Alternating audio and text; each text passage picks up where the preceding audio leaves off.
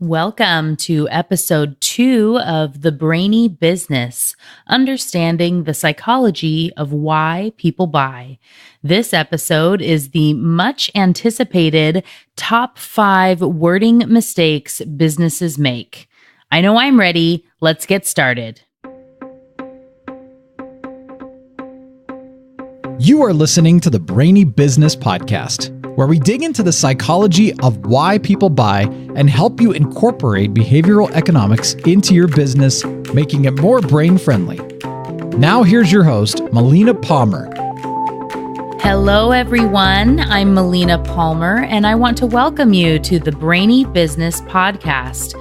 First, thank you so much for being here for episode 2 of the podcast. Very, very excited to be able to be sharing this information with you, and I hope you will be sticking around for a long time and listening to all the episodes as they come out.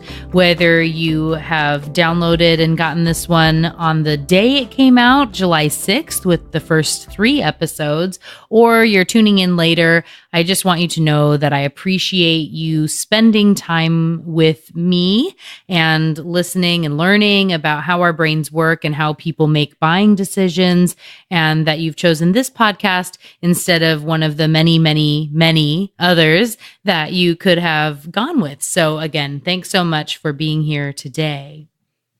This topic that I'm going to be sharing with you, the top 5 wording mistakes businesses make, was the most highly requested topic when I did a survey of likers and followers of the Brainy Business Facebook page, which you can find now. It's just at the Brainy Biz, B-I-Z. All the social media is the Brainy Biz instead of full word of business, because it was too many characters for Twitter, unfortunately. So I had to make it all work. So the Brainy Biz is the Facebook page.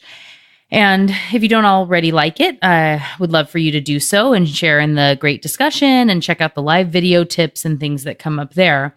But when I asked the group in anticipation of the podcast coming out, what would you be most interested in seeing? What has to be in the first 3 episodes? And some version or another of this wording mistakes businesses make was the most commonly asked for, which is why it has made it to be episode number 2. So what are these top 5 wording mistakes? And first, I just want you to know in a little bit about my background.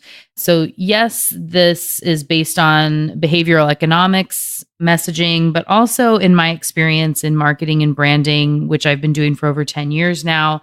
And I've seen a lot of advertisements as a consultant and as a marketer, evaluating other messaging that I see, trying to figure out why it works or doesn't before I was actually studying brain and behavior, and now being able to apply those to concepts. This is really based on what I see around me all the time. And if you've made any of these mistakes, it's important to know that you're not alone. You're in good company. There's a reason they're the top 5 wording mistakes, which is because they come up all the time. People are making them a lot. Everything from solopreneurs to big businesses.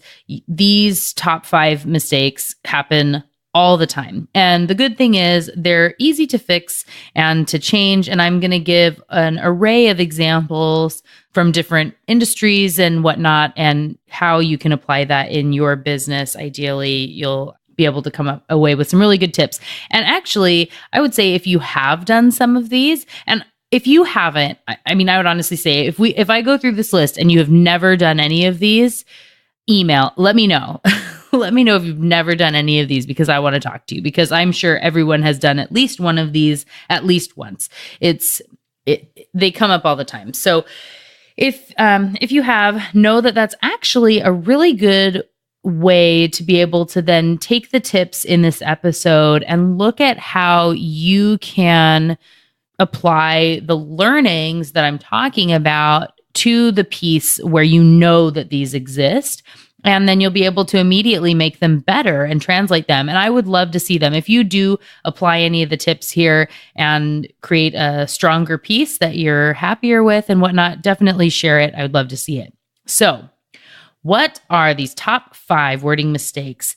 I have them in 2 categories. So the first is too literal.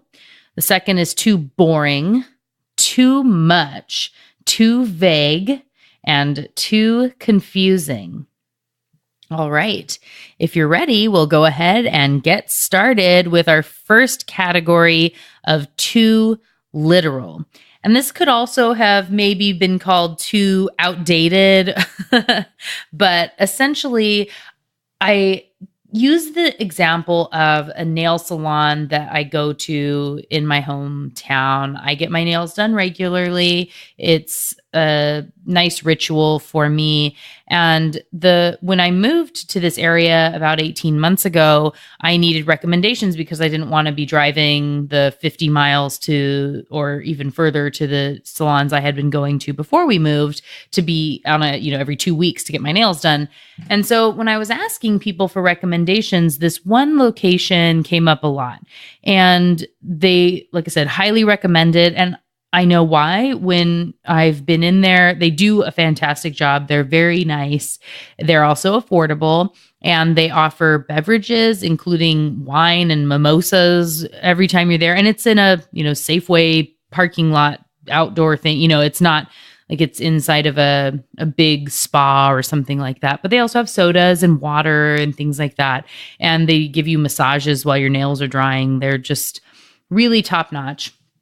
But I have been distracted every single time I go. And for me, before I knew I was going to be doing the podcast and have a good outlet for this, every time I went, I was seeing this sign and thinking, I have to share about this because this is just such an example of something I see all the time. And it is so obviously wrong, but it's something that actually it's obvious to me. Your subconscious picks up on it, but it's not something that would always register consciously for people. And probably most of the time it doesn't, and I know that because I see this all the time and more than just in my nail salon.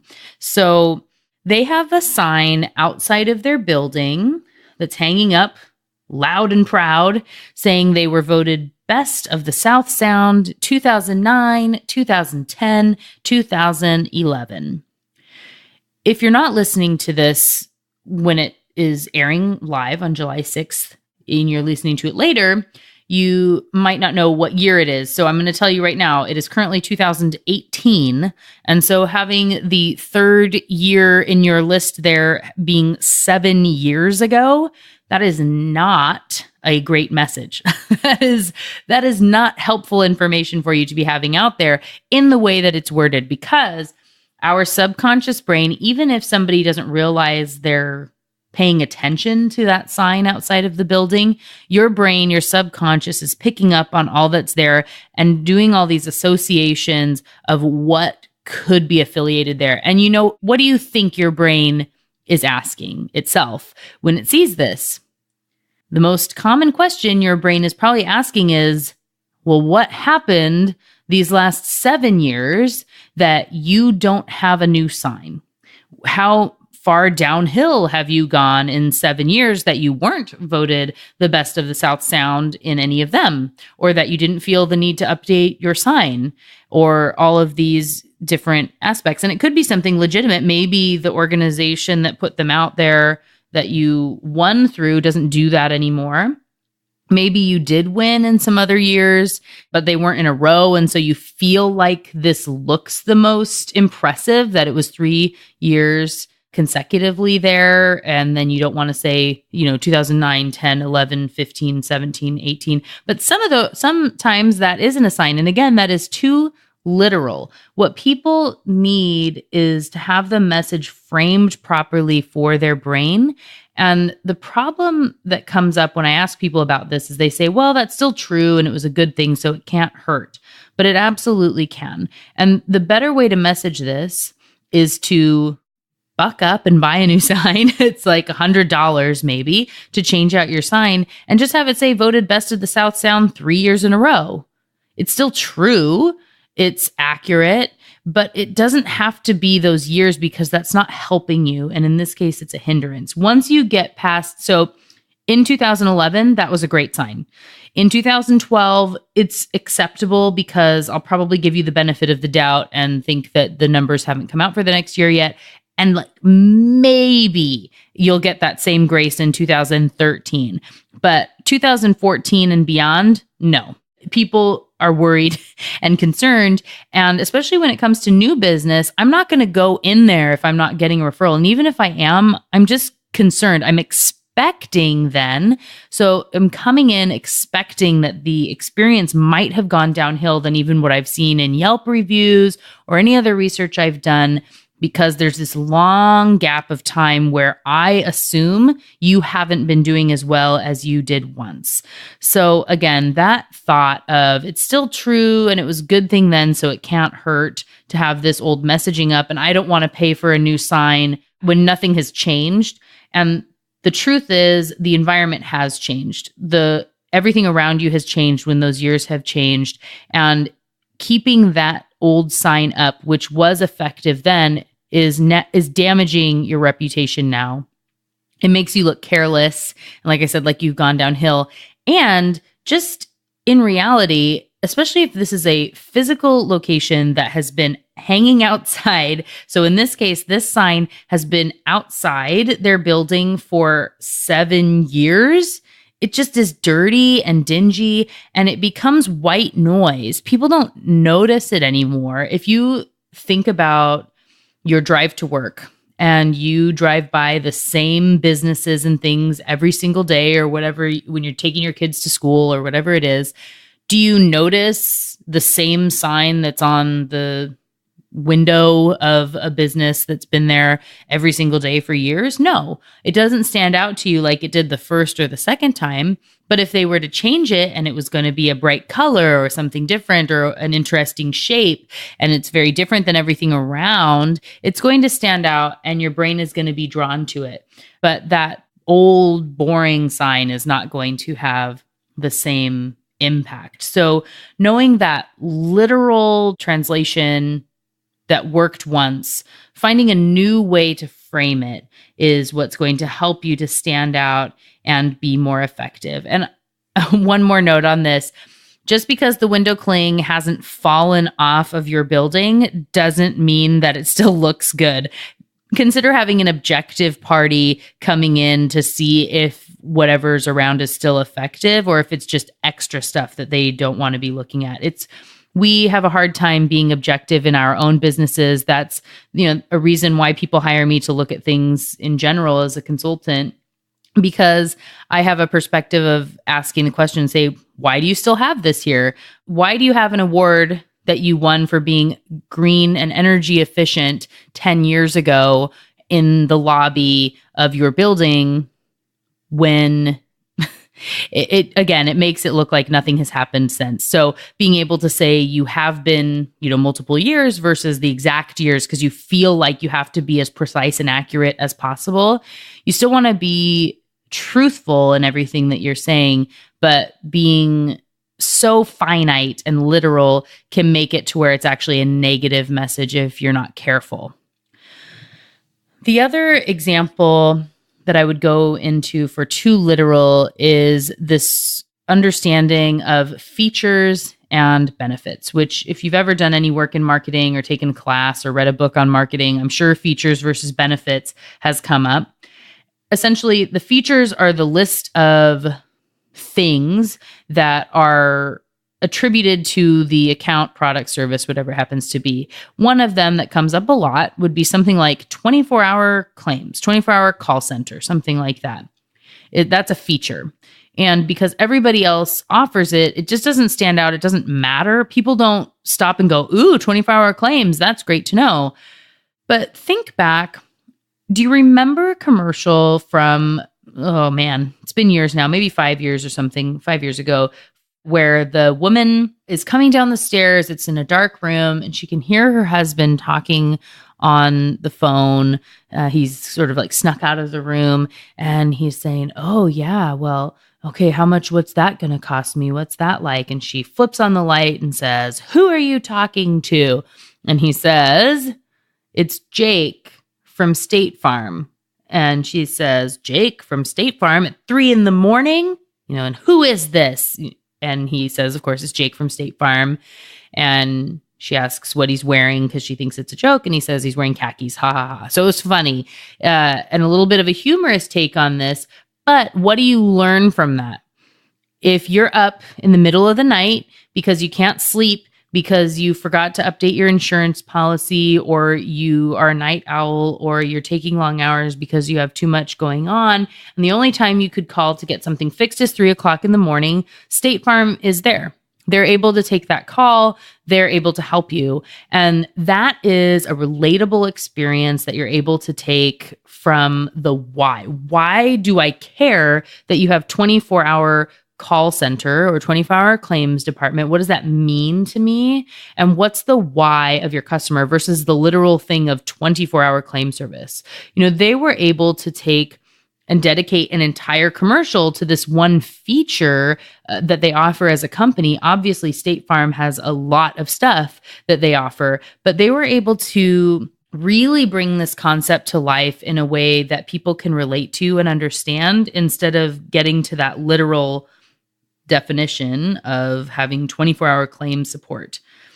The problem is features and literal translations of what it is that you do or awards you've won, whatever it is, they rarely break through the clutter and they don't get remembered.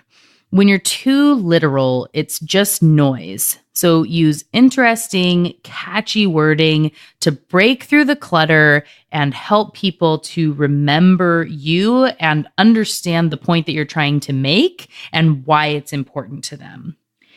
And that concept actually leads me to the next mistake, which is being too boring.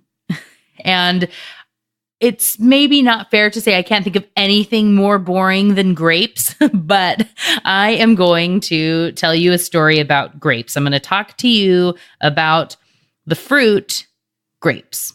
And when you think about them, you likely think that there are green grapes and there are red grapes and there's wine, and maybe your kids drink grape juice or there's grape soda. But when it comes to, if you're in the fruit and vegetable section at the store, you are thinking you want red or green, seedless or not, and that's it. There aren't other varieties. Grapes are grapes. Who cares which farm they came from? It doesn't matter. But what if it did matter? What if, similar to different varieties of apples, there were different kinds and flavors of grapes? What if someone, a farmer somewhere, had come up with a genius new grape that is actually an organic hybrid and it has a really deliciously sweet flavor? How would you message that? If you were going to say, if you were this farmer and you had come up with these extra sweet grapes, you might just call them extra sweet grapes or surprisingly sweet grapes or something along those lines, which is different than regular grapes, I suppose, but it's still kind of boring. It's just a thing. Sweet grapes are sweet, some are tart, and you get this issue in the brain where I don't really know where you're starting from, and you don't know where I'm starting from. My brain is trying to associate, extra sweet compared to what? And does that mean there's extra sugar? Does that mean they're extra bad for me to where I might as well just go eat some chocolate? And hey, chocolate sounds good. I'm going to go over there, right? Your brain makes these associations and jumps really quickly where you don't even realize it, that your subconscious brain is just sort of all over the place. And honestly, in a world where you might say something like extra sweet, your brain might make the association to get extra gum, the brand of gum or something like that, to where it's already left this grapes world. And because it's a boring name, it's not going to stand out. You're not going to talk about it. Even if you bought the extra sweet grapes, even if they're your favorite, you're probably not going to go tell everyone that you bought extra sweet grapes. And you're not going to call your mom and say, "Score, I just got extra sweet grapes at the store today. Amazing. Yay for me." The difference is, what if you were walking through the grocery store and you saw a display in the fruit and veggie section that looked like cotton candy? They had big pictures of cones of fluffy cotton candy in front of the grapes into one specific section of grape.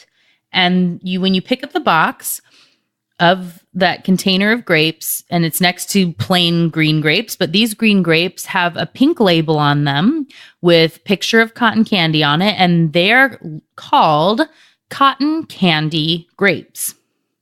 Well, I'll tell you what happens because these have been around. They are a thing, and people are going bananas for cotton candy grapes. That's what's going on. If you search cotton candy grape watch now, there are actual websites dedicated to cotton candy grape watch 2018. People on the search and trying to find where they can get cotton candy grapes, because apparently they have hit the shelves early this year, and people are so excited about them that they're out almost 6 weeks earlier than they usually come out, and they are selling out like crazy. And in the first year, I did some research on this, when the guy who created them, who, by the way, tested over 100,000 hybrids of grape to be able to come up with this one, and he did them in test tubes, and they're actually just different varieties of grapes that come together and tasted sweet and delicious, and have a vanilla sort of a flavor to them.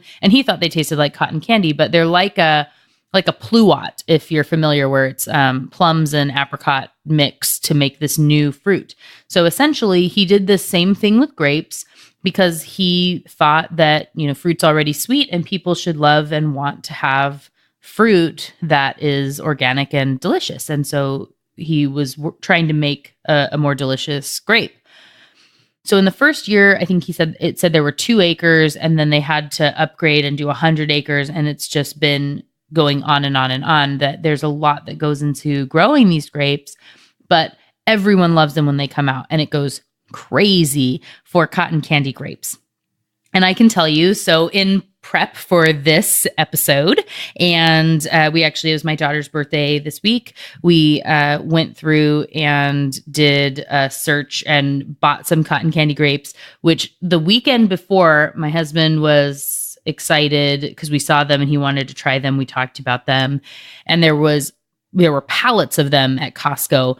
And then I went back on Thursday, and there were none at Costco, none at Fred Meyer, and there were only 3 left at Trader Joe's, where there had been a ton before when we went there. So I actually looked at Cotton Candy Grape Watch to see where I could find them, and we all tasted them together, and we're excited to be able to taste and see what we thought. And they really do taste like cotton candy.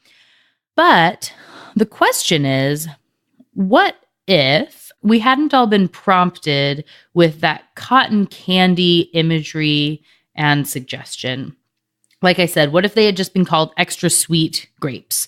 What if they had been called vanilla grapes? Because like I said, the hint of vanilla is one of the things he said that came up that made him think about that cotton candy flavor, because that's prominent apparently in cotton candy. Would we all have come to the same conclusion of, yes, they taste like cotton candy, and you're thinking about cotton candy, if it hadn't been placed in our minds first? Would I have maybe thought, oh, they kind of taste like frosting, or, oh, they taste extra sweet, or they taste like vanilla, or they taste like cupcakes, or any other sweet item? Or would I have just thought they tasted like a grape because it's a grape, right? And what happens here in this setup is priming. So we have all been primed with the concept of cotton candy, with the imagery, with the pink label, with the word cotton candy grape, to make us, so we all, stand around, you're going to take a taste. Does it actually taste like cotton candy? And it's placed the suggestion there that even if we wouldn't have gotten there, very likely we wouldn't have all said it tasted like cotton candy, but now we did, and we think that. And I'm sure we will end up buying them again year after year and get the kids to eat them. And I have heard they taste great frozen, so people want to get them. The other concept that comes up in this case of something really interesting and not boring wording is the concept of expectation.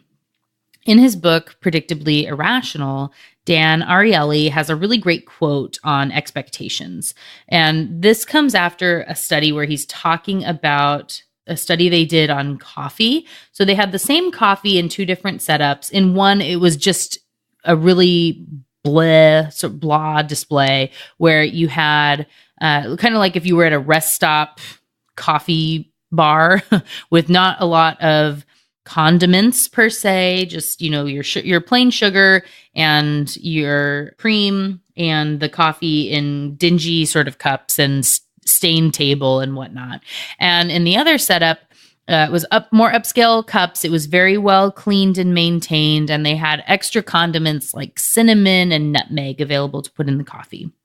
Well, I'm sure you could expect that the coffee itself was exactly the same, but in the two different tastings, people said that it was much better experience. They would like to have these ones in the cafeteria versus the other when it had the extra condiments and looked better than when it looked bad. They thought it tasted worse. So the quote is, when we believe beforehand that something will be good, it generally will be good. And when we think it will be bad, it will be bad. And that is because of this expectation more than the flavor itself. And in the case of something like cotton candy grapes, where you hear so many people talking about how amazing they are or anything, and there's this excitement that's built up around it, and websites dedicated to trying to search and find cotton candy grapes, this expectation, they must be good if everyone is so excited. And your brain also builds this expectation of this grape has to be so sweet. They couldn't say it tastes like cotton candy if it doesn't taste like cotton candy, right? It must be this super amazing, fantastic experience. You build this expectation and you really can't imagine that it's going to be bad, because it wouldn't exist. How would they have broken through the grape commodity clutter if it was just a sweet grape? Somebody had to have been doing quality control and not allowed them to put that on their label or whatever it happens to be. Your brain is making all these associations behind the scenes and creating extra expectations for you, making you that much more excited and thinking it's going to be good and influencing the likelihood that your perception will be that it actually is good. The last thing I'm going to say about cotton candy grapes, and I think I could probably do an entire episode dedicated to them, is this concept of anticipation. So we all, you likely know that dopamine is responsible for enjoyment in the brain, and it drives a lot of our behavior. That if, people tend to say, if you get something you like or something goes well, you get a rush, a flood of dopamine. But studies have shown actually the anticipation is where the dopamine is released versus getting the treat itself. There was a study done on a group of monkeys where they had a signal that went off letting them know that it was time to press a bar. And if they pressed the bar 10 times, then they got a treat. And in the first example, the first structure, the first study, every time they hit it 10 times, they got a treat, guaranteed. And what you would expect theoretically is when you receive or taste the treat is when the dopamine comes. But actually what the study showed is from the moment the signal went off through all 10 times that they hit the bar was when they had the dopamine release. And the minute they got the treat, it actually shut off. So there was a lot of the dopamine came in association with the anticipation, not the reward itself. And secondly, then, so there was an additional piece of the study where there was a 50-50 chance that they would get a reward. So one time there was the signal, they push the bar 10 times, they get a treat. The next time there's a signal, they push the bar 10 times, they get no treat. And so what happened? The dopamine release doubled when there was this extra anticipation of, am I going to get a treat or not? And so building this sort of excitement and anticipation about what it's going to be like, what am I going to get? How's that going to be? That anticipation creates additional dopamine release, which makes you more likely to enjoy the experience as a whole and want more and want to experience this than to have no anticipation and just have a one-for-one, a thing that you get. So cotton candy grapes, again, are fascinating and a really great example of taking a commoditized thing that could be very boring and just slightly changing the wording and the explanation and the imagery to have a huge impact for this particular grower on something that they could just be like everyone else. But actually, now people know their name. They're looking for them specifically. I know there are requests for them to turn it into a wine, which would be very interesting. You'd have to really like a super sweet wine, but sodas and things like that, all sorts of things that they could be doing. And they have now allowed themselves to stand out in a world of grapes, which is pretty hard to do. As a side note, before I step into here the next topic, the next wording mistake, I just want to note, I've referenced a few studies and books and things like that, as I will in every episode.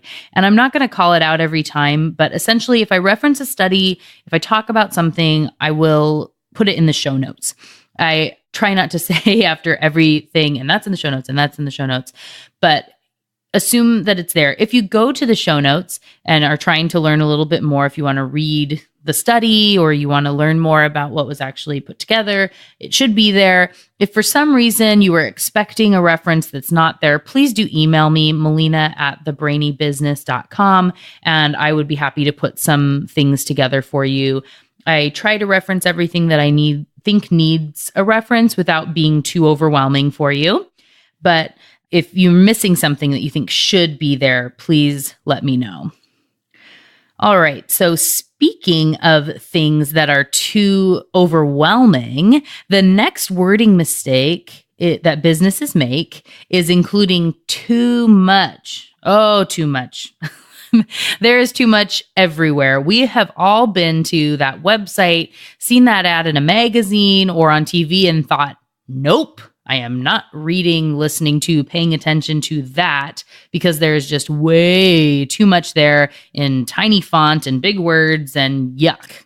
And that is because our brains get overwhelmed incredibly easily and way quicker than you would think. And honestly, if you tuned out at all through some of this, I would say listen to this one. This is the most amazing. I love this study. I think it's fascinating. But I would also say the top mistakes I have here are not necessarily in order. So it's not like the first one is the most common or anything like that. However, I will say this too much wording is potentially the most common offense.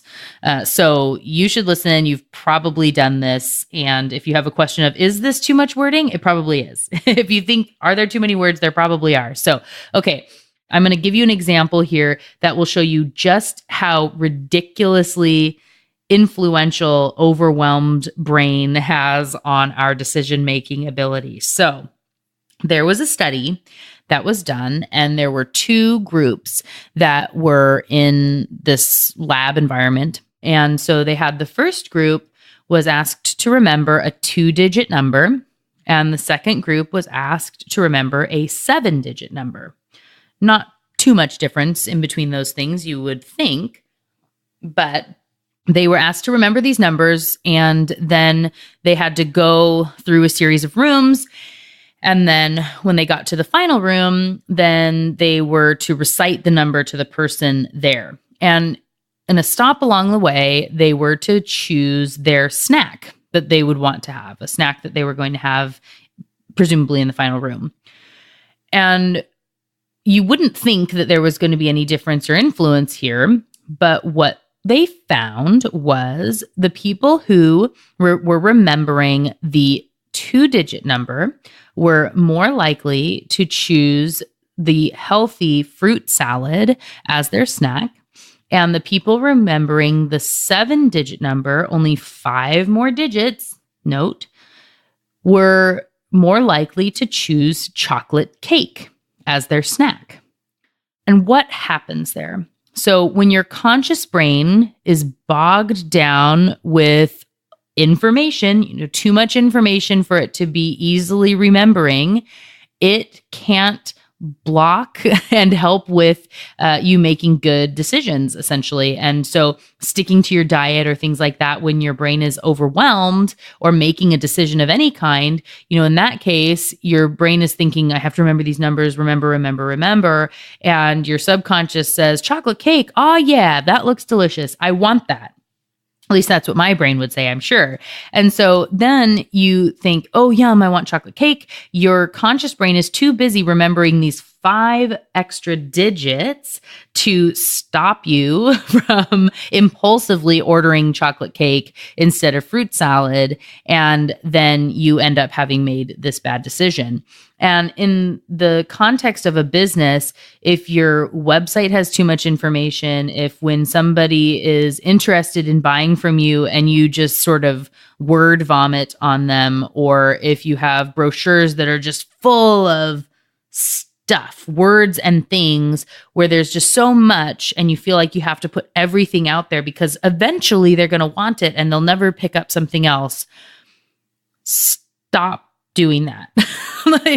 No, just don't do that, because really all that you need to do, and one of the things that I have said for years and years, and anyone who's worked with me one-on-one already or my old staff would be able to say this very simply, that the thing that I always say, the point of marketing is to get people interested enough to go to your website, pick up the phone, or come in my case, it could be a branch for a credit union or something like that in my old work. But the thing that you are trying to get them to do is to take the next action, to be interested enough to do something.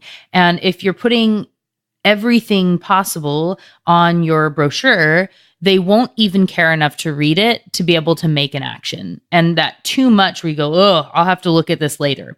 And have to look at this later, or, oh, I have to go talk to my husband. I'm going to go think about this tonight, whatever that is. If you're getting that response a lot, it's because you're giving people way too much information for them to make a decision. Their brain is overwhelmed and they can't process and make a choice. You need to make it easy for them to understand what's going on, what they need to do, and the action that they should be taking. And too much information is a back button on your computer, or you say nope, or you flip the magazine onto the next page because there's no way you're going to pay attention. And think back to that example I gave about Jake from State Farm, where again, they took 1 point, that 24-hour call service that someone is always here for you, and put it into an entire commercial dedicated to that. And I bet somebody said, no, we also need to talk about this and that and the other thing. And we also have these great high rates and whatever it is, all these other things they wanted to say. But it was more effective to just have one message that you're trying to get across to get someone interested enough to learn more. So that this mistake we've all made in some fashion, I'm sure of it, but too much gets your brain too overwhelmed. And, the stores are sold out of chocolate cake around you, or donuts, or whatever it happens to be. So you're just feeding business to those unhealthy places. Maybe if they had the option of cotton candy grapes, they would have chosen those instead of chocolate cake. That would actually be an interesting study. I'll put that in the to study pile for myself into the future. Okay, moving on to our next example. The next mistake that the businesses make that I see all the time is being too vague. And the specific example I'm going to give here is based on a study that was done in a grocery store. And if you have ever heard me talk about the one word that made a really big difference in advertising, I've talked about this in some of my videos on YouTube and in all sorts of different live videos on Facebook and things like that. So here we are. You're going to get to hear the study itself. And there is, of course, a link to this one in the show notes. So in this case, it was in a grocery store, and it was an advertisement on a end cap display, and half of the group saw one ad and half saw another, and there was only a one word difference between the two. So in one case, the sign said Snickers, buy them for your freezer. And the other said Snickers, buy 18 for your freezer. Of which I think everyone can agree that 18 is a ridiculous amount of Snickers to be offering to people. Who is wanting to go and buy 18? It's unless you're buying for a lacrosse team, most people are not buying 18 at a time, let alone 12 or 10 or whatnot. So it seems like a really high number. It seems like it's really arbitrary. And in a world of messaging, you would likely make the argument that them is plural, to where them could be anything. Them could be 100. Somebody could get as many as they want, whereas 18 could be limiting. And people are going to ask how we came up with this number, and it's arbitrary, and I'm going to have to defend this, that, and the other. And it's just easier to say them, buy them for your freezer. But what happened in the case of this test was a 38% increase in the sales of Snickers bars when the number 18 was used instead of the word them. On the exact same display, on the exact same sign, with the same look to it, just changing the word them for the number 18 was a 38% increase in sales. Let that sink in for you. That is huge. And so what happened here is that when you see the word them, one, somebody might not have even consciously registered what was on the sign because it's just another thing and more words. They saw maybe Snickers and then stopped and thought, oh yeah, I'm going to get a Snickers or 2 or 3. Maybe if they did see the word them, I'll get 2 or 3, and they'll pick them up and then go on their way. Whereas if somebody was to look and see the number 18, their brain will stop because that's really interesting. Going back to the, cotton candy grapes of not being boring. So 18 is a lot. It's a really big number. And they might think something along the lines of 18. I'm way better than everyone else. I don't need 18 Snickers bars. I'll just get 6.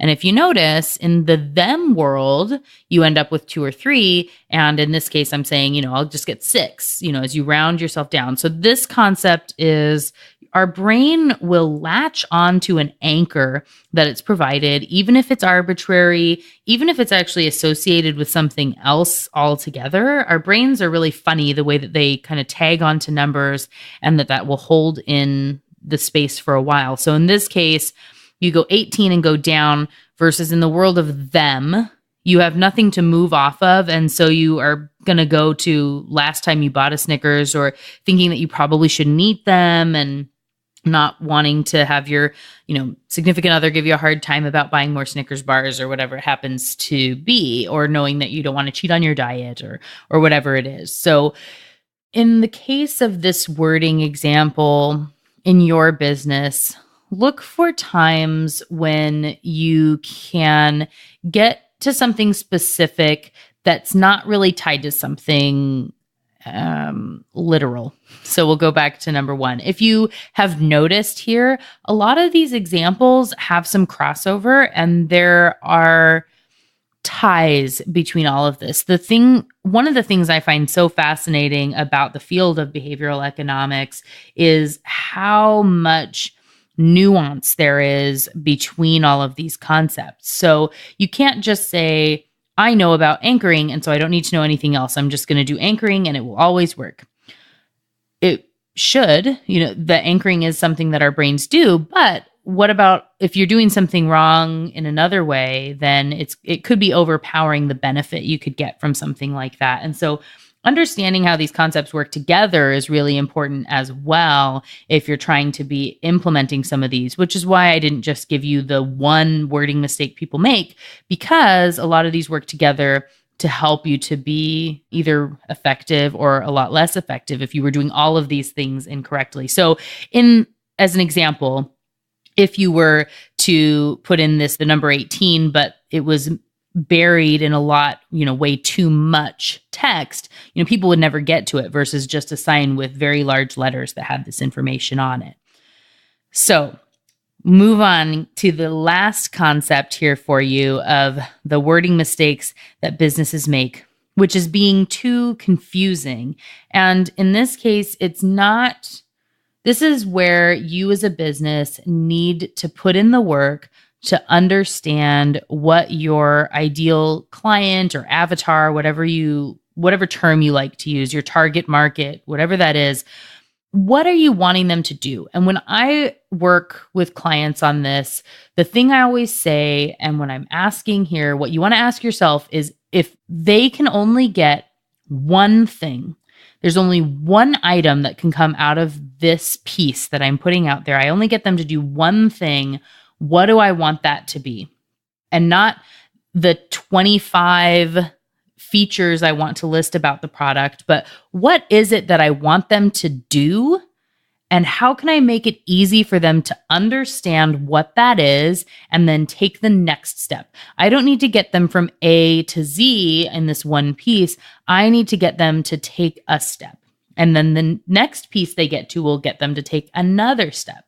And then the next will get them to take another step to move them slowly through the process. Because a lot of times people need some guidance. And by a lot of times I say pretty much always, people need guidance to get to what they're supposed to do. And our brains are busy and they're quick to move on if what is there is confusing. And people aren't going to be searching for how they can pay you money and buy the thing unless they already really, really, really want it. And oftentimes it's, they're doing research on a lot of different competitors and what they might be needing.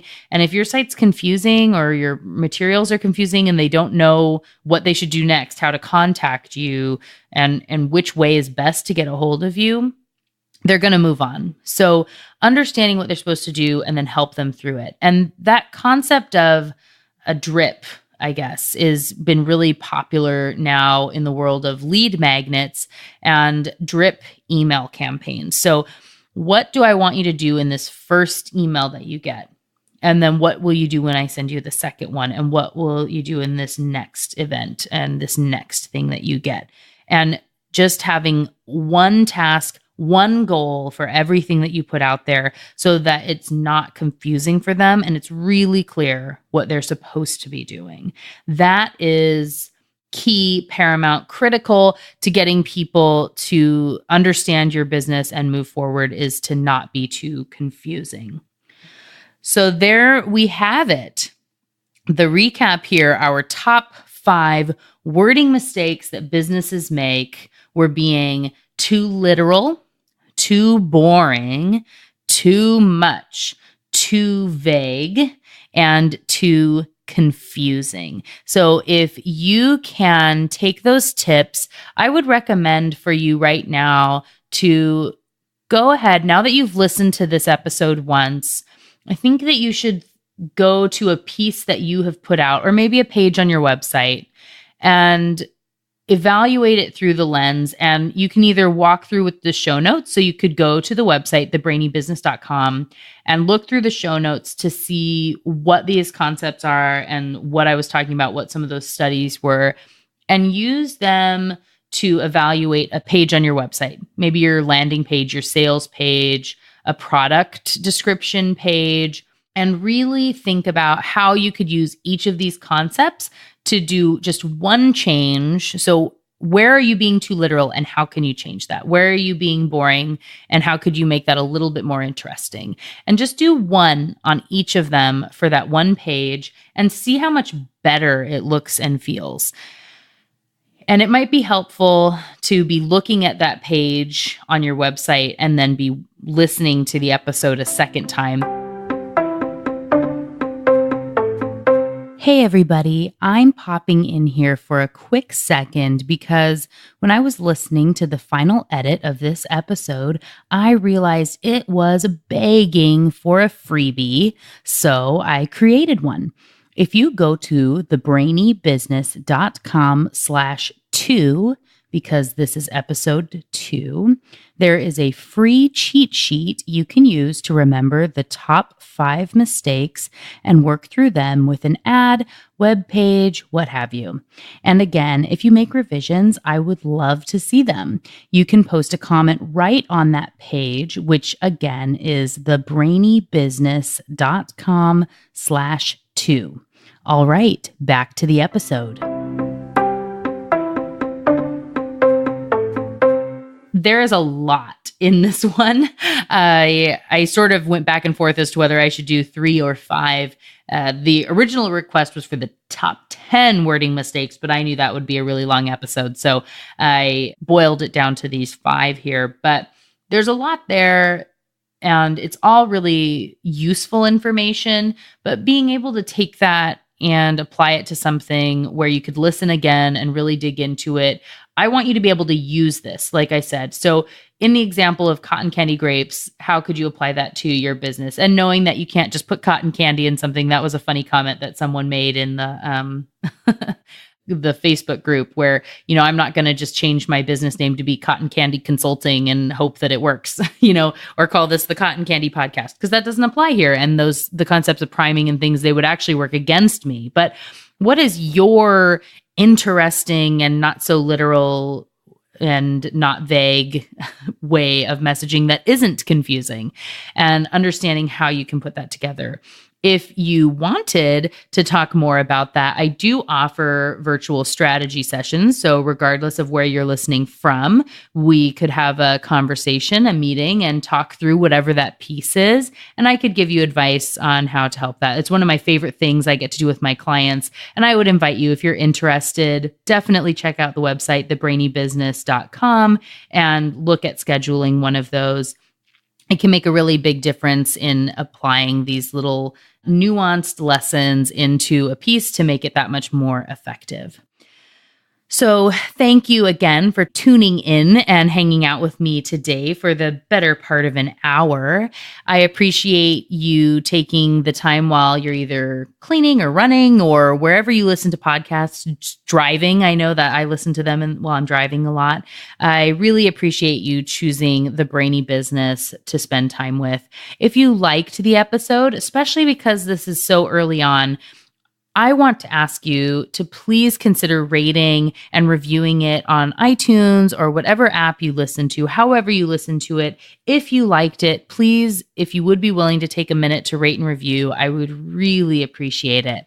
And consider subscribing to the podcast, because that way you'll get new episodes when they come out every Friday. You'll have them right away with notifications, and you'll be able to know that it's here and that you can listen to that new episode on Friday when it comes out. Thanks in advance. If you do take the time to rate, review, subscribe, I would really appreciate it. And thanks so much for listening today. Hopefully, I'll see you here again for the next episode, which is an expansion on the popular video that I had done on the YouTube channel called Do Lead Magnets Work and Do You Need One? And if you recall on the Too Confusing tip, where I was talking a little bit about drip campaigns and things like that, you can probably guess and might already know that lead magnets do work. So essentially, it's why do they work? And since you do need one, how to be building out an appropriate, useful lead magnet for your business. And the good news is, regardless of when you're listening to this, because the podcast launched with the first 3 episodes available, it is already there for you in the player of your choice. So I would say, please go ahead and check it out if you are interested. And thanks again for listening and tuning in to the Brainy Business Podcast. Have a great day. Thank you for listening to the Brainy Business Podcast. Melina offers virtual strategy sessions, workshops, and other services to help businesses be more brain-friendly. For more free resources, visit thebrainybusiness.com.